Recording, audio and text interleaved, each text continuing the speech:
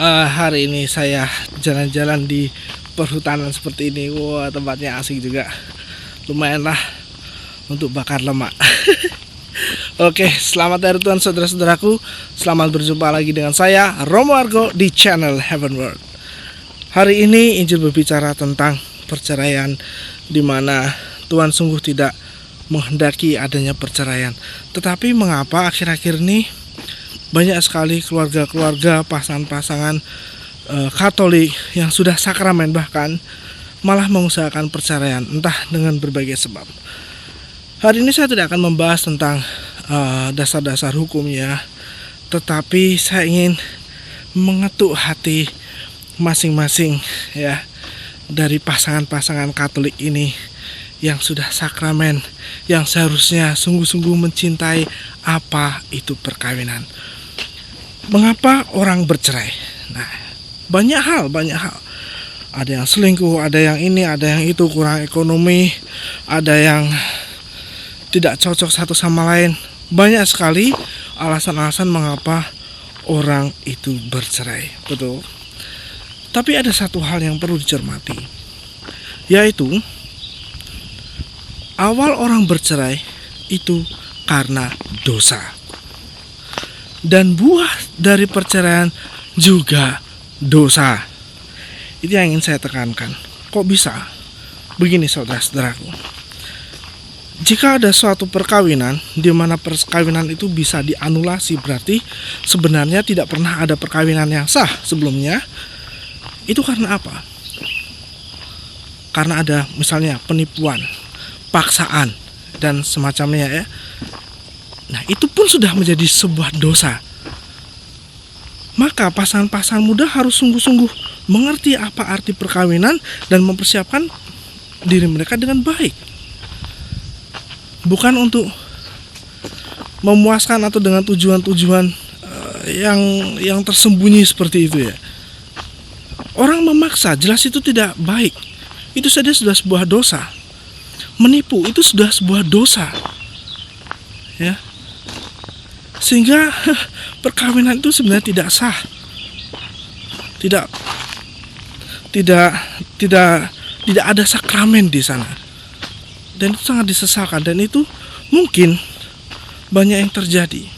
Kalau awalnya saja sudah dosa, buahnya pun tidak baik. Di tengah-tengah perjalanan perkawinan mulailah pergulakan, mulailah pertengkaran, betul. Sehingga nanti kalau mereka sudah tidak kuat, salah satunya mengajukan perceraian. Nah, kok enggak dari dulu gitu. Kalau sudah awalnya sudah salah, ya kan? Misalnya seorang yang, saya dulu dipaksa Romo, saya merasa terpaksa. Lah, kalau dulu sudah merasa terpaksa, kenapa tidak berani nolak? Karena takut Romo. Nah, itulah kesalahan kita saat ini. Karena apa? Tidak sadar bahwa seseorang itu punya hak untuk mempertahankan haknya untuk tidak menikah dengan seseorang karena terpaksa, ya kan? Tapi entah mengapa mereka mengiyakan, akhirnya maju ke pernikahan, dan setelah itu baru mengajukan perceraian. Saya merasa terpaksa. Lah, kok nggak dari dulu? Itu jadi sesuatu yang aneh gitu loh. Kok dewasanya, saya dulu belum mengerti lah kok. Nah, itulah berarti intinya apa? Belum ada pengertian yang mendalam pada diri pasangan-pasangan muda tentang perkawinan. Ini harus digalakkan saudara-saudaraku. Orang tua harus menanamkan arti perkawinan pada anak-anaknya. Orang tua harus menunjukkan bahwa perkawinan itu kudus, perkawinan itu sesuatu yang luhur, yang bisa disaksikan oleh anak-anaknya, sehingga mereka bisa terinspirasi oleh perkawinan para orang tua ini. Kemudian tadi awalnya perkawinan itu ada dosa, selalu dosa, ya kan? Maksudnya perceraian diawali dengan dosa. Kemudian buah-buahnya juga dosa. Kok bisa? Begini saudara-saudaraku. Ketika itu sudah menjadi sebuah sakramen, diikat oleh ya Tuhan. Aduh tahanku sebentar. Ketika seseorang berusaha bercerai, dia pertama-tama mengingkari janjinya kepada Tuhan. Ketika maju di altar, apa yang diucapkan? Nah, usaha untuk perceraian adalah sebuah usaha untuk mengingkari janjinya. Dan janji itu kepada Tuhan loh. Ya kan? Bukan kepada manusia, tapi kepada Tuhan. Seharusnya orang itu ketika menghadapi kesulitan, seberat apapun dalam perkawinan, dia harus usahakan untuk rekonsiliasi. Memang itu berat, tapi itulah tuntutan Tuhan. Untuk apa Tuhan mengajarkan tentang pengampunan? Untuk apa? Ya kan? Untuk apa? Untuk rendah hati, mengajarkan rendah hati. Untuk apa? Mengajarkan kasih. Jika toh akhirnya mengajukan perceraian, sedikit-sedikit cerai, sedikit cerai, percuma.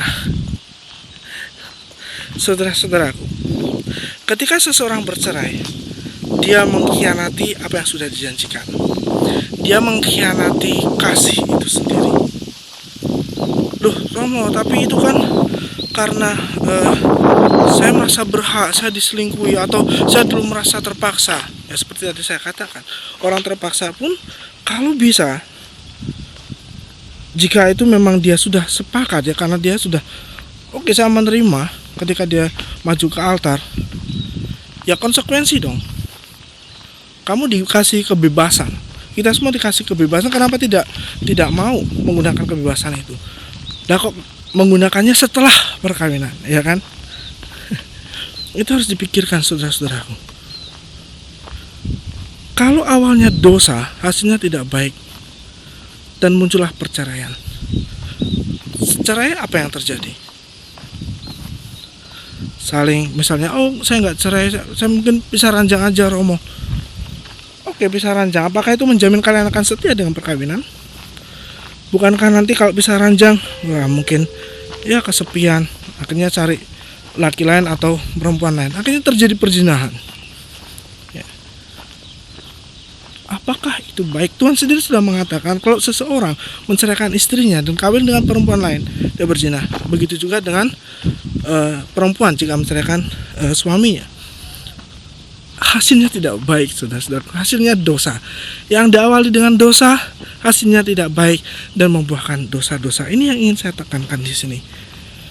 Perkawinan adalah sangat suci. Perkawinan adalah sangat kudus. Maka diperlukan pemahaman yang sangat mendalam, terutama untuk kaum muda.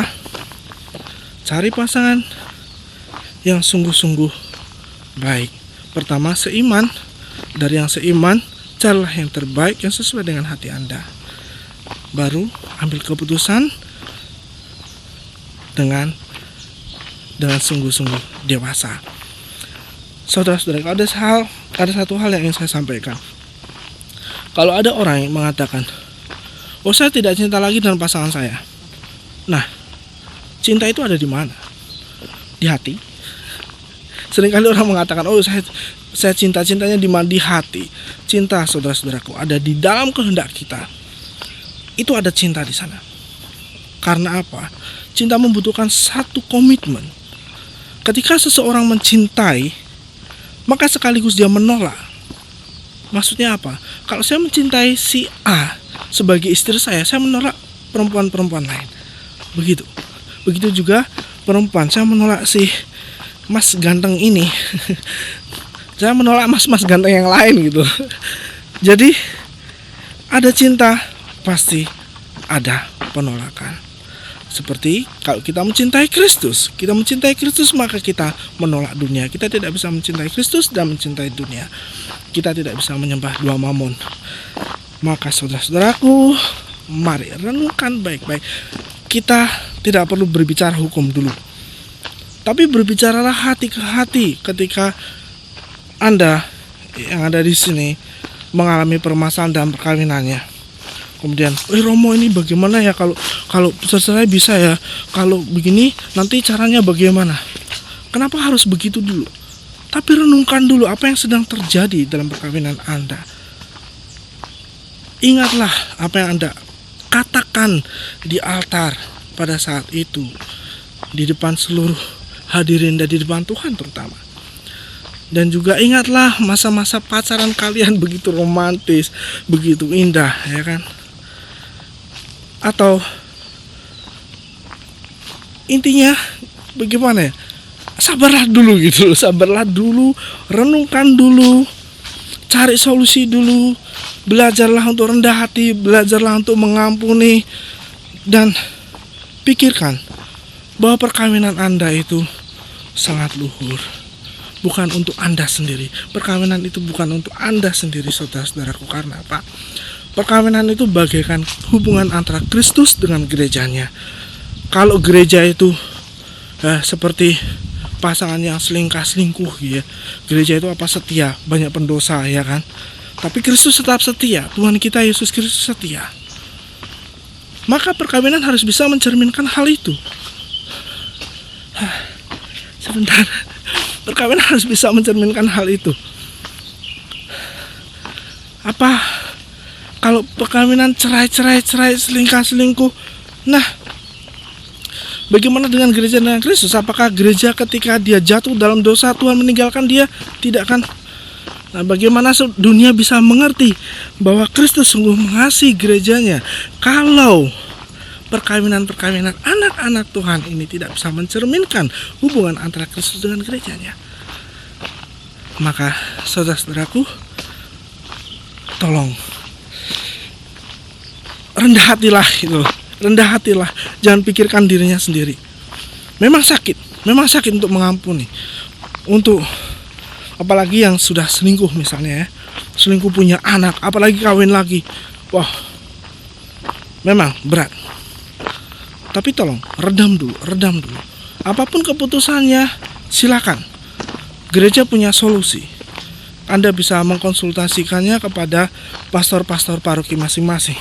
Tapi kalau saya minta Anda sekalian renungkan baik-baik terlebih dahulu dan berjuanglah dalam kasih. Amin. Kita semua berdoa untuk perkawinan keluarga-keluarga Katolik. Semoga langgeng sampai akhir. Saya tahu perkawinan itu berat, sangat berat, sama beratnya dengan panggilan imamat yang saya punya juga. Ya, kita saling mendoakan. Tuhan Yesus masih kita semua. Saya masih mau lanjut. Ini sudah hampir 2 jam.